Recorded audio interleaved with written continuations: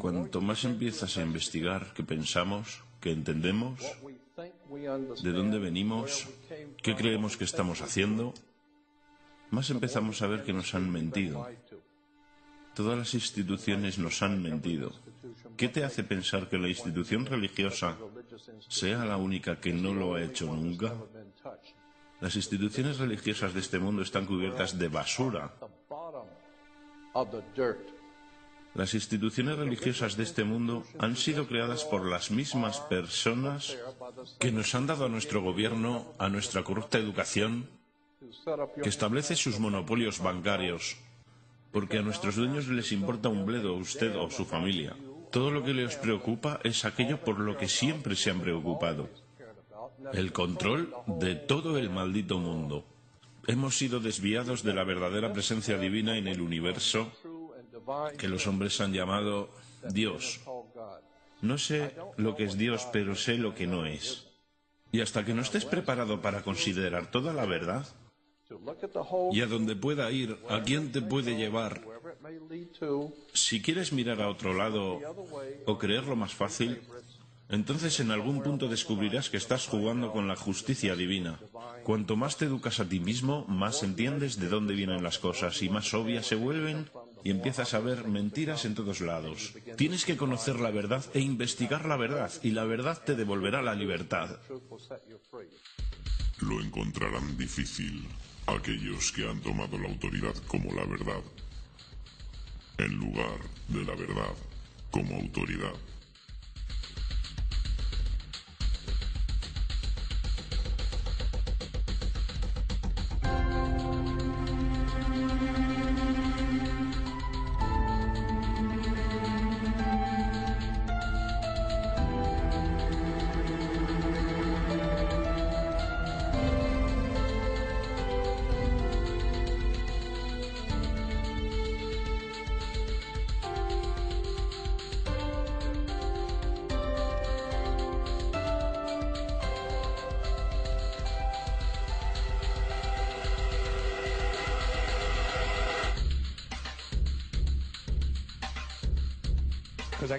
Os tengo que decir la verdad. Cuando hablamos de tonterías, enormes, gigantescas sandeces, tenemos que observar sobrecogidos al campeón de todos los tiempos en falsas promesas y exageraciones: la religión. Piensa sobre esto. La religión ha logrado de veras convencer a la gente de que hay un hombre invisible que vive en el cielo, que observa todo lo que tú observas cada simple instante de cada día. Y el hombre invisible tiene una lista especial de 10 cosas que no quiere que hagas. Y si haces alguna de estas 10 cosas, tiene un sitio especial lleno de fuego y humo y personas que se queman y tortura y angustia, donde te enviará a vivir y sufrir y quemarte y ahogarte y gritar y llorar. Para siempre jamás, hasta el final de los tiempos. Pero te ama.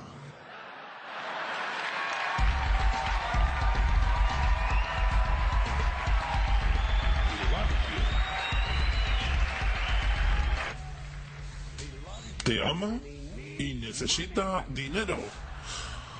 Siempre necesita dinero.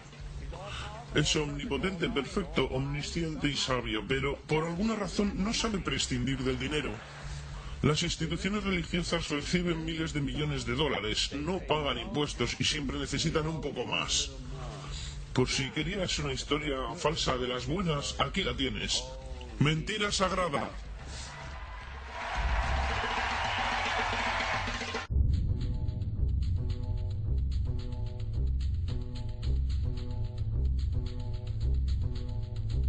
La historia más grande jamás contada.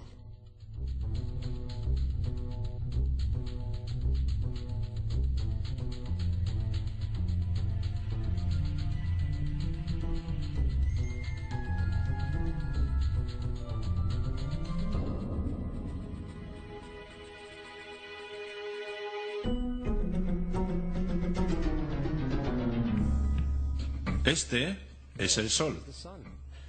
Ya desde hace 10.000 años antes de Cristo, La historia es abundante en esculturas y escrituras que reflejan el respeto y la adoración de las personas por este objeto. Y es fácil entender el por qué, visto que cada mañana el sol aparece, llevando consigo la luz, el calor, la seguridad al hombre, salvándolo del frío, de la oscuridad y de las tinieblas pobladas de predadores en la noche. Sin ello, las antiguas culturas entendieron que las cosechas no crecerían y la vida sobre el planeta no habría sobrevivido. Estas realidades han hecho del sol el objeto más adorado de todos los tiempos. Del mismo modo, también fueron conscientes de las estrellas. El estudio de las estrellas les permitió reconocer y predecir acontecimientos que ocurrieron en largos periodos de tiempo, como los eclipses y las lunas llenas. Catalogaron grupos celestes de aquello que hoy conocemos como constelaciones. Esta es la Cruz del Zodiaco, una de las imágenes conceptuales más antiguas de la historia humana. Muestra el Sol mientras figurativamente pasa por las 12 mayores constelaciones en el curso del año. También refleja los 12 meses del año, las 4 estaciones y los solsticios y equinoccios. El término zodiaco se debe al hecho de que las constelaciones fueron antropomórficas o personificadas como figuras o animales. Las antiguas civilizaciones no se limitaron solamente a seguir el sol y las estrellas, personificaron con mitos elaborados que reflejaron sus movimientos y relaciones. El sol, con sus calidades de portador de vida y salvador de vida, fue representado como representante del invisible creador o Dios. También fue conocido como Dios Sol, la luz del mundo, el salvador de la humanidad. Del mismo modo, las 12 constelaciones representaron los sitios que Dios Sol visitó y fueron identificados por el nombre, generalmente representando sucesos naturales que ocurrían durante este periodo del año. Por ejemplo, Acuario, el portador del agua que traía las lluvias primaverales.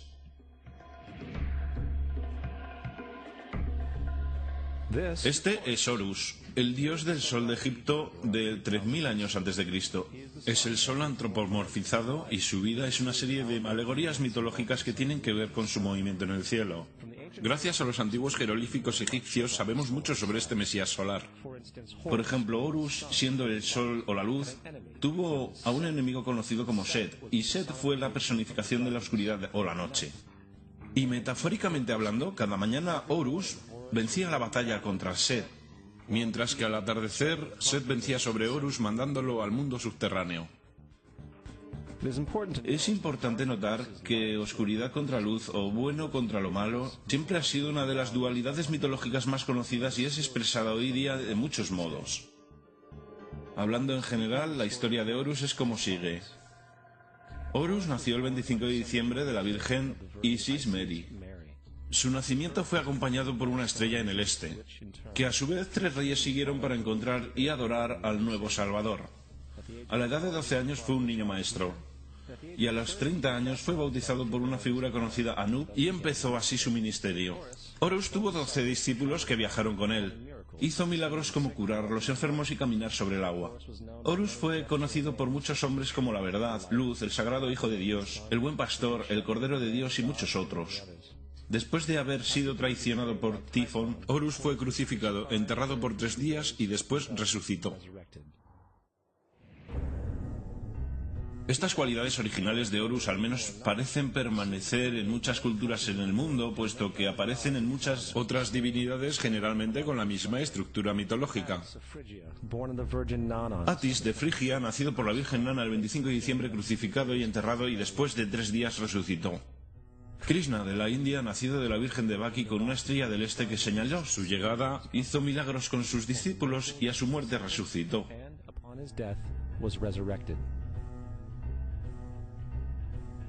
Dionisio de Grecia, nacido por una virgen el 25 de diciembre, fue un viajero maestro. Él hizo milagros como transformar agua en vino, fue llamado Rey de los Reyes, el único Hijo de Dios, el Alfa y el Omega, y muchos otros, y a su muerte fue resucitado. Mitra de Persia, nacido por una virgen el 25 de diciembre, tuvo 12 discípulos e hizo milagros, y a su muerte fue enterrado 3 días y después resucitó. También fue llamado la Verdad, la Luz y muchos otros. Interesante el hecho que el día sagrado dedicado fue el domingo.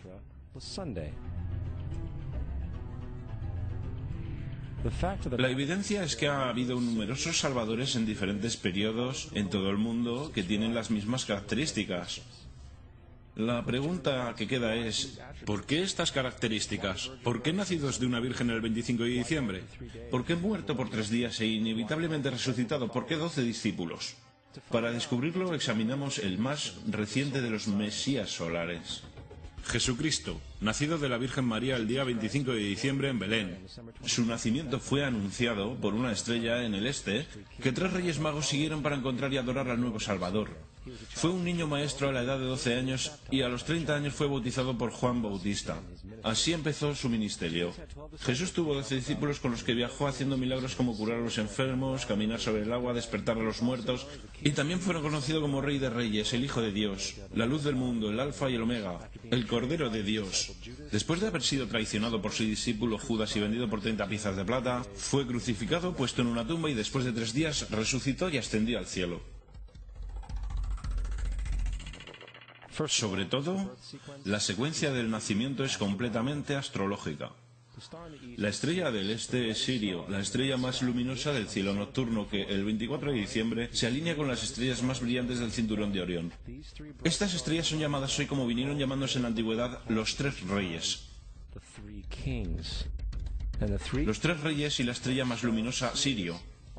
Todas apuntan a un lugar en el que el sol sale el 25 de diciembre.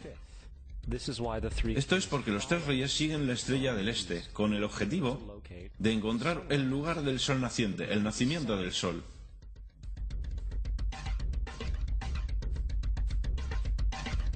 La Virgen María es la constelación Virgo. Virgo en latín significa virgen. El antiguo símbolo de Virgo es la M modificada. Esta es la razón por la que María, junto con las otras madres vírgenes como Mirra, la madre de Adonis, o Maya, la madre de Buda, empezaron con M. Virgo también es a veces llamado como la casa del pan, y la representación de Virgo es una virgen con un haz de trigo. Esta casa del pan y el símbolo del trigo representan agosto y septiembre, el tiempo de la recolección. Belén, además se traduce literalmente como casa del pan. Belén es, por tanto, una referencia a la constelación Virgo, un lugar en el cielo, no sobre la tierra. Hay otro fenómeno muy interesante que ocurre el día 25 de diciembre, el solsticio de invierno. Del solsticio veraniego al invernar los días se vuelven más cortos y fríos. Desde la perspectiva del hemisferio norte, el sol parece moverse hacia el sur, volviéndose cada vez más pequeño, acortándose los días y llegando el fin de las cosechas. Con su llegada, el solsticio invernal simbolizó el proceso de la muerte. Fue la muerte del sol. Antes del 22 de diciembre, la muerte del sol fue observada completamente, y puesto que el sol se mueve hacia el sur continuamente por 6 meses, también es el día en que se encuentra el punto más bajo del cielo. Aquí ocurre una cosa extraña. El sol deja de moverse hacia el sur, al menos por lo que se puede percibir, por 3 días.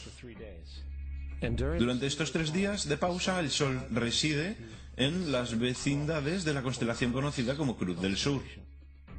Después de este tiempo, el 25 de diciembre, el sol se mueve 1 grado al norte, esta vez llevando consigo días más largos, el calor y la primavera. Por tanto, se dijo, el sol ha muerto sobre la cruz. Ha quedado muerto por 3 días y después ha vuelto a nacer. Esta es la razón por la que Jesús y otros numerosos dioses del sol comparten la crucifixión, la muerte por 3 días y el concepto de resurrección. Es el periodo de transición después de que el sol cambia de dirección hacia el hemisferio norte del planeta, llevando la primavera y la salvación. En todo caso, no celebraron la resurrección del sol sino hasta el equinoccio de primavera o Pascua.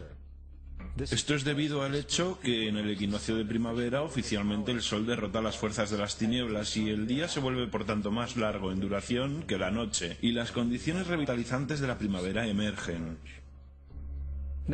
Ahora, probablemente lo más obvio de todo el simbolismo astrológico alrededor de Jesús concierne a los 12 discípulos. Son sencillamente las 12 constelaciones del zodiaco, con lo que Jesús, siendo el sol, viaja acompañado de ellas. En efecto, el número 12 es repetido muchas veces en toda la Biblia. Este libro tiene mucho más que ver con la astrología que con cualquier otra cosa.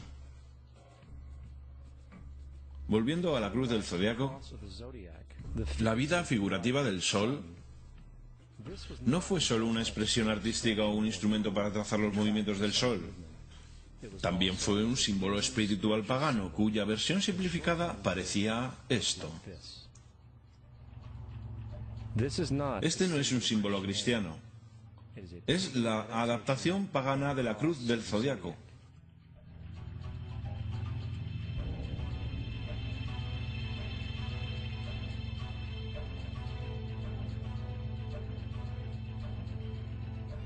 Es por esto que Jesús en el temprano arte oculto es mostrado siempre con su cabeza sobre la cruz. Porque Jesús es el sol, el Dios sol, la luz del mundo, el Salvador levantado, quien voluntariamente viene otra vez, como cada mañana, la gloria de Dios que protege contra las obras de la oscuridad cuando es nacido otra vez, todas las mañanas, y puede ser visto venir en las nubes, en el cielo, con su corona de espinas o rayos de sol.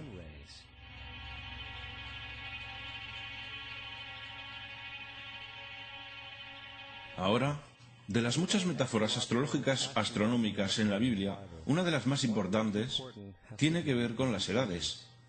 Durante toda la escritura hay referencias numerosas a las edades. Para comprender esto, tenemos que estar familiarizados con el fenómeno conocido como la precesión de los equinoccios. Los antiguos egipcios, junto con culturas mucho más antiguas que ellos, supieron que cada 2150 años el amanecer en la mañana del equinoccio de primavera ocurre en un signo diferente del zodiaco. Esto tiene que ver con un lento bamboleo que mantiene la Tierra al rotar sobre su eje. Es llamado precesión porque las constelaciones se van retrasando, en vez de atravesar el ciclo normal anual. La cantidad de tiempo que necesita la precesión para pasar por los 12 signos es aproximadamente de 25.765 años. Esto también es llamado el Gran Año, y las sociedades antiguas eran muy conscientes de esto. Hicieron referencia a cada periodo de 2150 años como una edad. Del 4300 al 2150 a.C. fue la edad de Tauro. De 2150 a un año después de Cristo fue la edad de Aries, el carnero. Desde el año 1 al 2150 después de Cristo, la edad de Piscis, la edad en la que estamos todavía hasta día de hoy. En el 2150 entraremos en una nueva edad, la edad de Acuario. Ahora, la Biblia refleja, hablando en general, un movimiento simbólico a través de 3 edades, mientras anuncia una cuarta. En el Viejo Testamento, cuando Moisés desciende del monte Sinaí con 10 mandamientos, está muy contrariado por ver a sus gentes venerar un becerro de toro dorado. A decir verdad, hizo añicos las tablillas de piedra y ordenó a sus gentes que se mataran para purificarse. La mayoría de los eruditos bíblicos atribuirían esta cólera al hecho de que los israelitas estaban venerando a un ídolo falso, o algo por el estilo. La verdad es que el toro dorado es Tauro, y Moisés representa la nueva edad de Aries, el carnero. Esta es la razón por la cual los judíos incluso todavía hoy soplan el cuerno del carnero. Moisés representa la nueva edad de Aries, y en esta nueva edad todos deben liberarse de la vieja edad. Las otras deidades marcan estas transiciones igualmente, como Mitra, un dios precristiano que mata el toro con la misma simbología. Ahora Jesús es la figura que conduce a la edad que sigue a Aries, la edad de Piscis, o los 2 peces. El simbolismo de pez es muy abundante en el Nuevo Testamento, cuando Jesús alimenta a 5.000 personas con pan y 2 peces. Cuando empieza su ministerio caminando a lo largo de Galilea, se hace amigo de 2 pescadores que lo siguen. Creo que todos hemos visto el pez Jesús en la parte trasera de los coches de mucha gente, aunque pocos saben lo que significa realmente. Es un simbolismo astrológico pagano para el reino del sol durante la edad de Piscis. También la presunta fecha de nacimiento de Jesús es esencialmente el principio de esta edad. En Lucas 22:10, cuando Jesús es preguntado por sus discípulos que dónde estará en la próxima Pascua después de marcharse, Jesús responde: «Contemplad, cuando estéis entrando en la ciudad, allí conoceréis a un hombre llevando un cántaro de agua. Síguelo hasta la casa donde entre». Esta Sagrada Escritura es con mucho una de las más reveladoras de todas las referencias astrológicas. El hombre que lleva un cántaro de agua es Acuario. El portador del agua, que es descrito como un hombre que vierte una jarra de agua permanente, representa la edad de después de Piscis. Y cuando el sol, el dios sol, deja la edad de Piscis, Jesús, entrará en la casa de Acuario, porque Acuario sigue a Piscis en la precesión de los equinoccios. Todo lo que Jesús está diciendo es que después de la edad de Piscis vendrá la edad de Acuario. Todos hemos oído hablar alguna vez del fin de los tiempos o del fin del mundo. Aparte de las representaciones gráficas en el libro de la Revelación, la fuente principal de esta idea es Mateo 28:20, donde Jesús dice: estaré con vosotros hasta el final del mundo. Sin embargo, la versión del Rey James, mundo, es una mala traducción entre muchas malas traducciones. La palabra que realmente está utilizando es eón, que significa edad. Estaré con vosotros hasta el final de la edad. Es cierto, pues la personificación solar de Piscis de Jesús terminará cuando el Sol entre en la edad de Acuario. En su totalidad, el concepto del fin de los tiempos y fin del mundo es una alegoría astrológica mal interpretada. Digámosle eso a los aproximadamente 100 millones de personas en USA que creen que el final del mundo se acerca. El símbolo de Jesús, además de ser un híbrido literario y astrológico, es más explícitamente un plagio del dios Sol egipcio Horus. Por ejemplo, este grabado de hace aproximadamente 3.500 años en las paredes del templo Luxor en Egipto. Son las imágenes de la proclamación, la concepción inmaculada, el nacimiento y adoración de Horus. Las imágenes comienzan con la visión que anuncia a la Virgen Isis que concebirá Horus. Luego Nef, el Espíritu Santo que deja embarazada a la Virgen, y luego el nacimiento virginal y la adoración.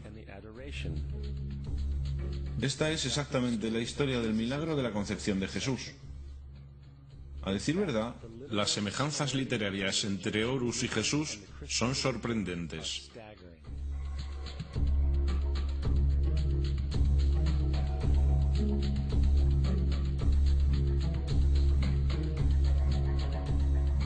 El plagio es continuo. La historia de Noé y el arca de Noé son tomadas directamente de la tradición. El concepto de la gran inundación es ubicuo en todo el mundo antiguo, con más de 200 diversas citas en diversos periodos y épocas. Sin embargo, llegamos a fuentes tan lejanas como la epopeya de Gilgamesh, de origen precristiano, escrito en 2600 a.C. Esta historia habla de una gran inundación ordenada por Dios, un arca de animales salvados sobre él, e incluso el lanzamiento y el regreso de la paloma.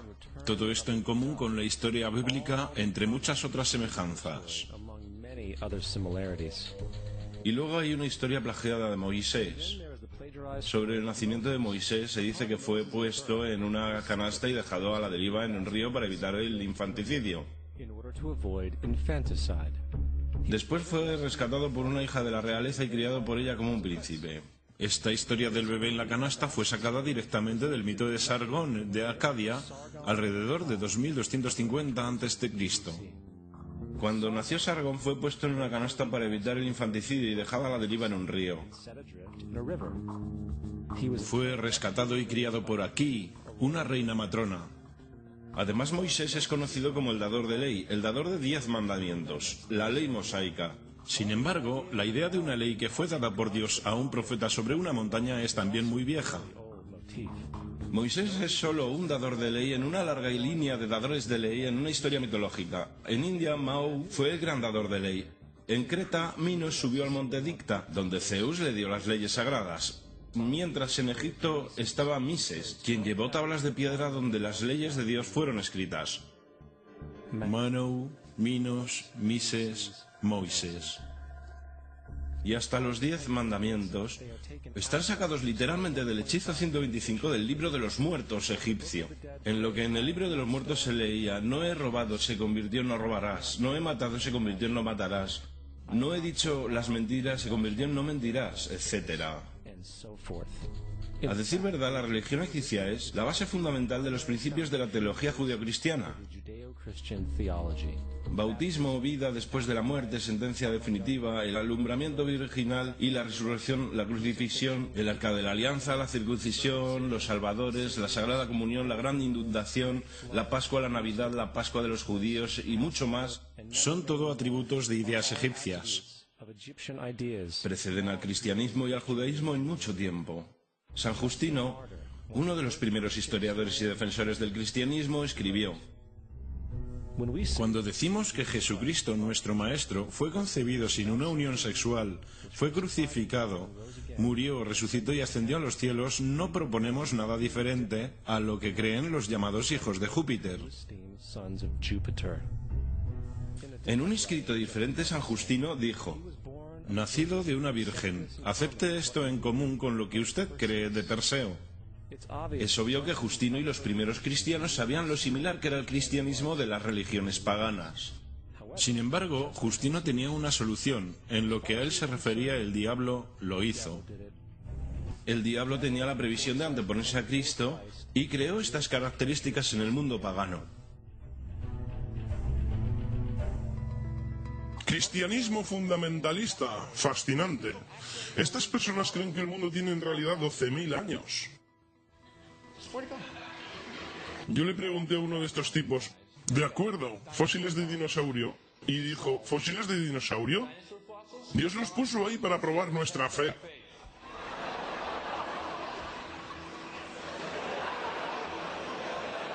Pienso que Dios te puso aquí para probar mi fe, amigo.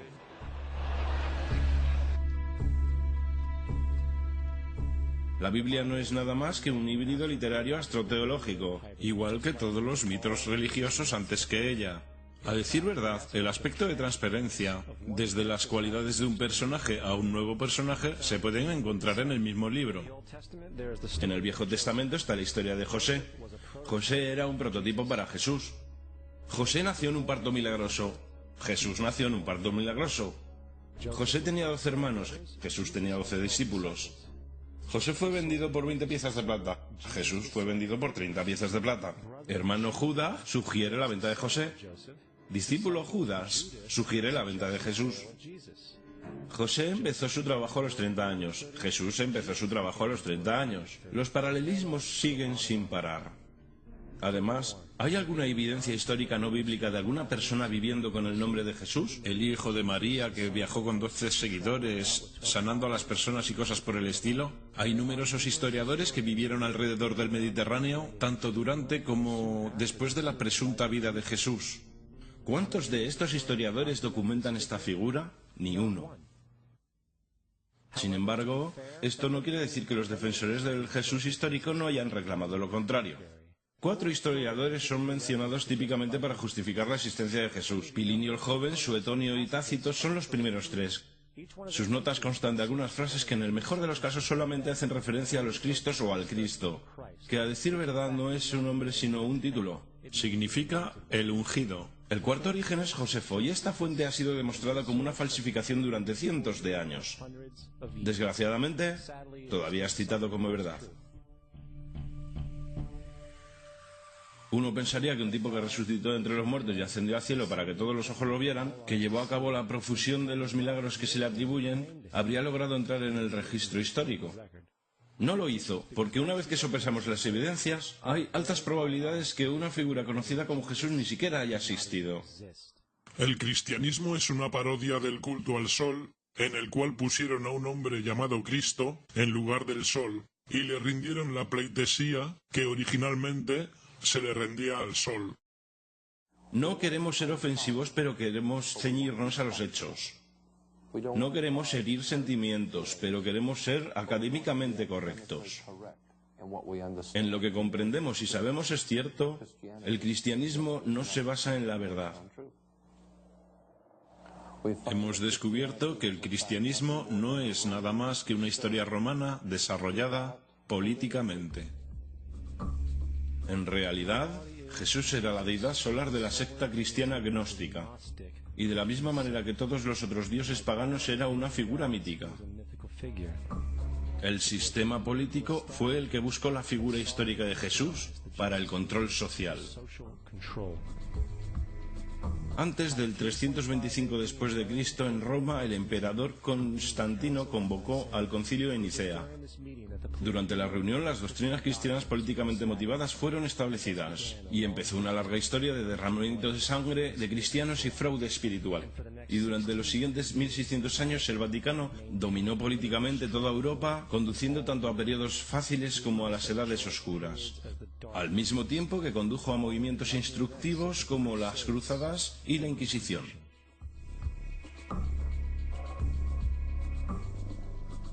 El cristianismo, junto con todos los demás sistemas de creencias, es el fraude de la era.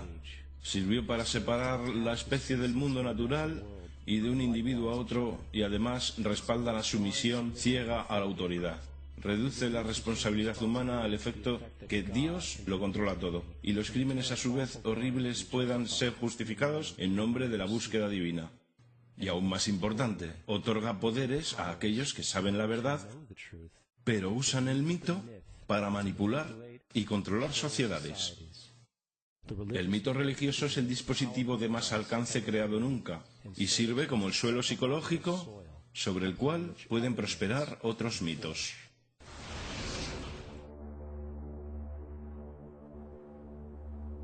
Un mito es una idea que, aun siendo popularmente creída, es falsa.